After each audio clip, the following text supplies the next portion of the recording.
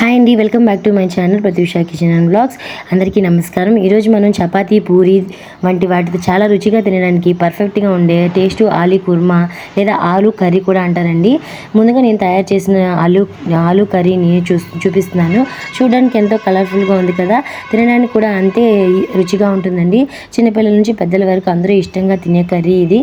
ముందుగా క్యారెట్, బంగాళదుంపలు తొక్కలు తీసి చిన్న చిన్న ముక్కలుగా కట్ చేసుకున్నాను. ఇప్పుడు వాటిని కుక్కర్లో వేసి కొద్దిగా పచ్చి బఠానీ కూడా వేసుకున్నాను. తర్వాత సరిపడినంత నీరు పోసి 3 విజిల్స్ వచ్చే వరకు ఉడికించుకున్నాను. ఈలోపు ఆనియన్స్ని సన్నగా కట్ చేసుకున్నాను.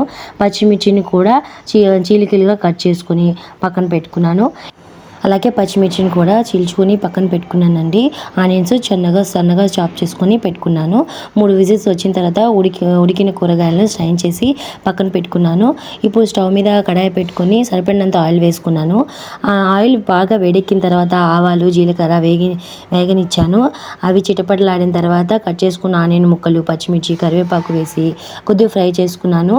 ఆనియన్ కొద్దిగా మెత్తబడిన తర్వాత చిటికెడు ఉప్పు వేసి మరి కొద్దిసేపు ఫ్రై చేసుకున్నాను. ఇప్పుడు కొద్దిగా పసుపు కూడా వేసుకుని బాగా ఫ్రై చేసుకున్నానండి. ఇప్పుడు ఫ్రై చేసుకున్న తర్వాత ఇప్పుడైతే సాల్ట్ కూడా వేసి ఫ్రై చేసుకున్నాను. ఇప్పుడు అలాగే కొద్దిగా పసుపు కూడా వేసి బాగా కలిపేశాను. తర్వాత మనం ముందుగా ఉడికించుకున్న క్యారెట్, బంగాళదుంప, పచ్చి బఠానీ అన్నిటినీ ఇందులో వేసి కొద్దిసేపు ఫ్రై చేసుకున్నాను. ఇలా ఫ్రై చేయడం వల్ల అన్ని ఫ్లేవర్స్ బాగా కలిసిపోతాయి.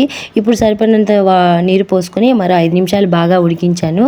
అంతే అండి, ఎంతో సింపుల్గా ఎంతో రుచిగా ఉండే టేస్టీ ఆలూ కుర్మా కూడా రెడీ అయిపోయిందండి.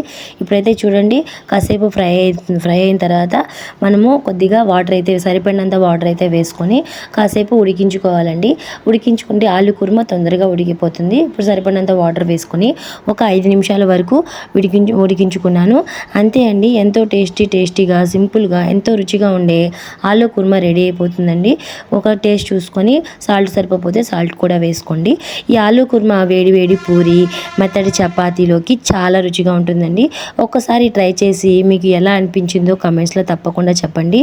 వీడియో నచ్చితే లైక్ చేసి మీ ఫ్రెండ్స్తో షేర్ చేయండి. ఇలాంటి మరిన్ని టేస్టీ రెసిపీస్ కోసం మా ప్రత్యూష కిచెన్ అండ్ వ్లాగ్స్ ఛానల్ని సబ్స్క్రైబ్ చేసుకోవడం మర్చిపోవద్దు. అలాగే బెల్ ఐకాన్ కూడా ప్రెస్ చేయండి. Thank you for watching. Do follow for more videos.